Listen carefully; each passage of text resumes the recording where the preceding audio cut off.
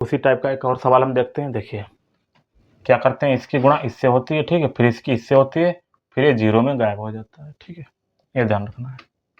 देखिए 4 की गुणा इससे हो गया, नहीं 4 तिया 12 एक्स स्क्वायर, ठीक है, प्लस अब 4 की इससे होगी 4x, ठीक है, -1, जिसके नीचे है उसको ज्यों का त्यों लिखा रहने देंगे, ठीक है, जिसके नीचे है उसको ज्यों का त्यों लिखा रहने देंगे, बटे में पूरे में 4 आ गया, ठीक है, बराबर 0। चाहो तो ऐसे समझ लो, और चाहो तो इसको 4 को डायरेक्टली इधर भगा दीजिए, ठीक है, तो एक स्टेप कम हो जाएगा। तो 4 ये किधर चला गया, इधर चला गया 0 में, तो ये 4 क्या हो गया, 0 हो गया। तो हमारा क्या द्विघात समीकरण बन के आ गई, ये वाली बन के आ गई, ठीक है, ऐसे समझ लीजिए। चाहो तो इसको थोड़ा हम समझा देते हैं, ये कैसे आता है, ये क्या होता है, देखिए ये कैसे आता है, ठीक है। तो 4 इसके नीचे हर है, तो सभी के नीचे 4 होना चाहिए था, तो 4 जब नहीं होता तो क्या करते हैं, ऊपर नीचे से 4 की गुणा कराते हैं। देखिए इसको थोड़ा एक स्टेप में समझा देते हैं आपको, फिर सॉल्व करते हैं, ठीक है। देखिए देखिए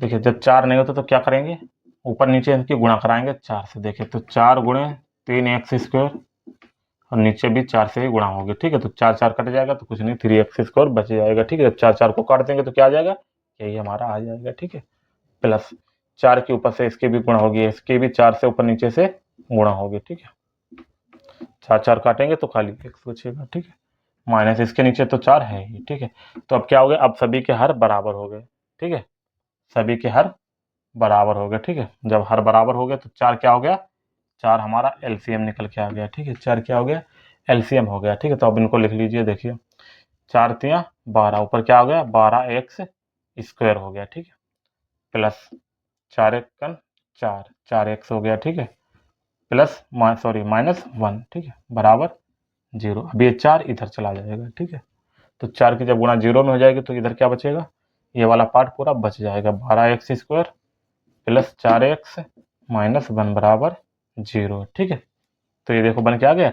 तो ये 2 स्टेप बढ़ गए, हमने आपको समझाने के लिए बताया कि जब ऐसे टाइम में दिया तो क्या करते हैं, हर बराबर करके इनका लेते हैं, तो हम डायरेक्ट ये वाला ले, यानी इसकी गुणा इससे करा देंगे, 4 तिया 12x, फिर इसकी इससे हो जाएगी यानी 4x, ठीक है, यहाँ पे 4 नहीं लिखा है, 4x था, ठीक है, 4x -1, ठीक है, इक्वल में 0, ठीक है। देखिए ये तो है 12x² प्लस 4x -1, ठीक है। देखिए कैसे, इसकी गुणा हमने इससे करा दी, 4 तिया 12x² हो गया, ठीक है, इसकी गुणा इससे हो गई 4x हो गया, फिर इसकी तो होगी नहीं क्योंकि इसके नहीं तो 4 है ही था, फिर इस 4 को हमने इधर भगा दिया यानी 4 0 0 हो गया। तो ये एक ही स्टेप में इतना, ये 2 स्टेप आपके बच जाएंगे, ठीक है, इतना समय बच जाएगा, ठीक है, ऐसे समझ लिए।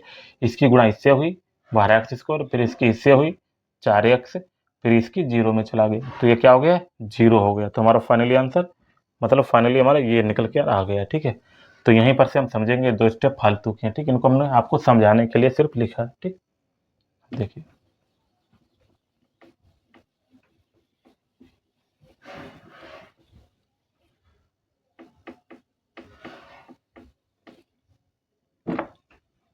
देखिए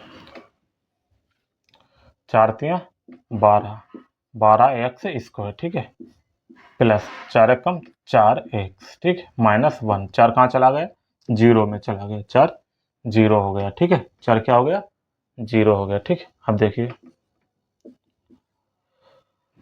अब हमको ऐसी संख्या ढूंढनी, 1 12 12, यानी ऐसी संख्या ढूंढनी जिनको गुणा कराने पर तो 12, एक इसकी गुणा इससे होती है, उतने ही हमको यहाँ पे लिखना पड़ता है, यानी 1 की गुणा किससे होगी, 12 से, यानी 12 है। अब 2 संख्या हमको ऐसी ढूंढनी जिनको गुणा कराने पर कितना आना चाहिए, 12 आना चाहिए, और जो घटाने पर कितना आना चाहिए, 4, इधर वाला चिन्ह देखा जाता है, ठीक है।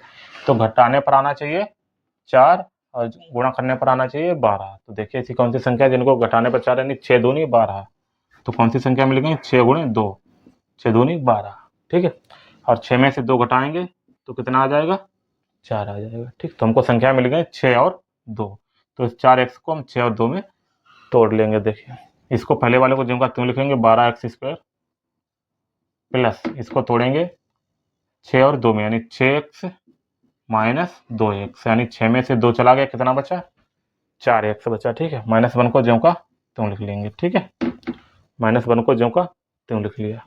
अब क्या करेंगे, अब कॉमन लेंगे, अब क्या करेंगे, कॉमन लेंगे। कॉमन कितना मिलेगा हमको, देखिए 6x, 6x हमको कॉमन मिल रहा है, हमने 6x कॉमन ले लिया। तो जब यहाँ पे से 6 निकले यानी 6 दूनी 12, कितना बचा 2 बचा, एक x निकल गया, कितना बचा 1x बचा, ठीक है। प्लस 6x पूरा पूरा निकल गया, क्या बचा 6 कम 6, 1 बचा, ठीक है। 6x में से 6x निकल गया, क्या बचा 1 बचा, ठीक है। माइनस यहाँ पे क्या कॉमन मिलेगा, यहाँ पे -1 कॉमन ले लीजिए, ठीक है। -1 कॉमन लिया, अंदर क्या बचा 2x, माइनस माइनस प्लस का 1 बचा, ठीक है, बराबर 0। अब देखिए तो गुणनखंड क्या बन के आ गया 6x -1, ठीक है, और दूसरा क्या आ गया 2x + 1, ये क्या हो गए, इसके गुणनखंड हो गया, ठीक है। ये क्या हो गया गुणनखंड हो गया। अगर मूल पूछे तो मूल क्या हो जाएंगे, मूल हो जाएंगे, पहला मूल हो जाएगा 6x -1 बराबर 0, तो x बराबर ये किधर चला जाएगा, प्लस का हो जाएगा, ये 6 इसके बटे में आ जाएगा, ये पहला मूल्य x/6 आ गया।